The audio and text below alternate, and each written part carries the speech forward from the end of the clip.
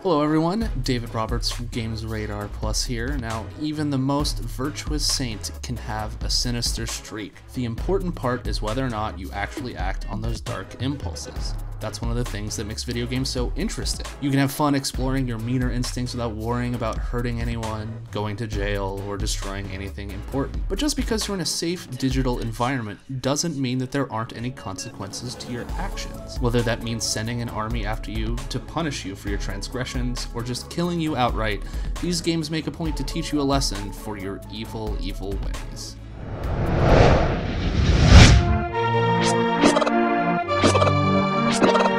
The Legend of Zelda. This is a classic video game punishment that still has the power to mentally scar anyone who dares attempt it. Attacking those innocent feathery cuckoos that appear throughout Hyrule will cause them to swarm after you in a frenzied rage, and the only way to get them to stop is to leave the current area. It's a staple of the series, appearing in games like A Link to the Past, Ocarina of Time, the all-new Breath of the Wild, and even spin-offs like Hyrule Warriors. Luckily, one or two hits won't set them off. You have to be incredibly deliberate in your quest to draw their ire.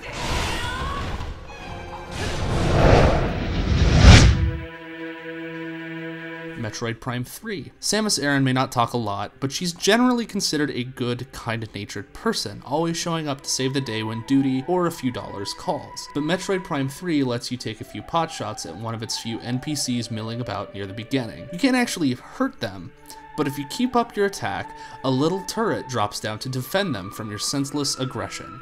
Blow that turret up, and another stronger one drops down to replace it.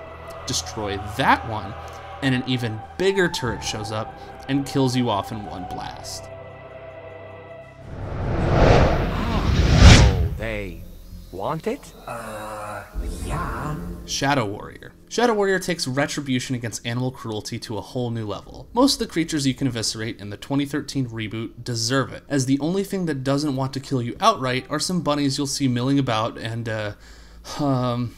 getting amorous with each other. Try to interrupt their lovemaking by shooting them, however, and suddenly these innocent rabbits start hunting you down with lightning quick speed, while heavy metal blares in the background. Lesson learned, I guess.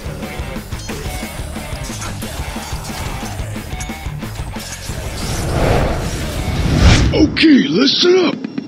Conker's Bad Fur Day. No one likes a team killer, but Conker's Bad Fur Day's multiplayer modes will actually call you out on your indiscretions. Take out too many of your own teammates and you'll be branded a traitor. Soon you'll find that there's nowhere to hide, as your AI compatriots will hunt you down until someone finally kills you.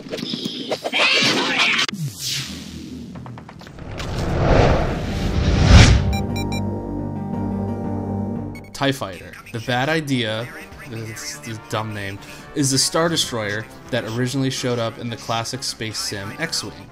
The name is a hint. You're supposed to run away from this behemoth as fast as you possibly can before it and its endless waves of fighters shred your ship to bits. But in the semi-sequel TIE Fighter, the bad idea, still a dumb name, is one of your allies, unless you decide to take out one of the ships you're supposed to be protecting. Apparently, the Empire considers this to be treason, with good reason, and sends the bad idea after you. It won't stop until you've been pounded into so much space dust.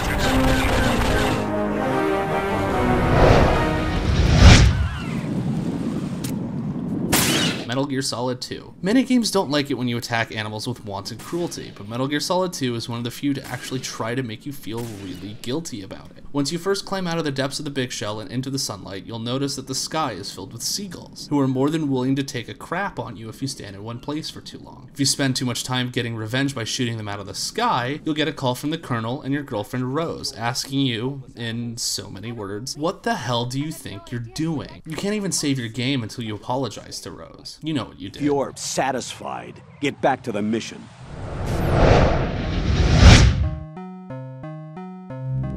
King's Quest 2. Half of the fun of those old King's Quest games was trying to outsmart the text parser by typing in random stuff and seeing if the game would do something with it. In some situations, it actually would, usually with hilarious results. If you walk into the church in King's Quest 2, and type in "kill monk," the game actually throws up its hands in disgust. Anyone who would kill a man of the cloth doesn't deserve to play this game. Therefore, we will end it, the game reads, promptly killing you dead on the spot. A simple no would have sufficed. For more great video content like this, be sure to subscribe to our YouTube page, and for the latest news, reviews, and features, be sure to check out GamesRadar.com.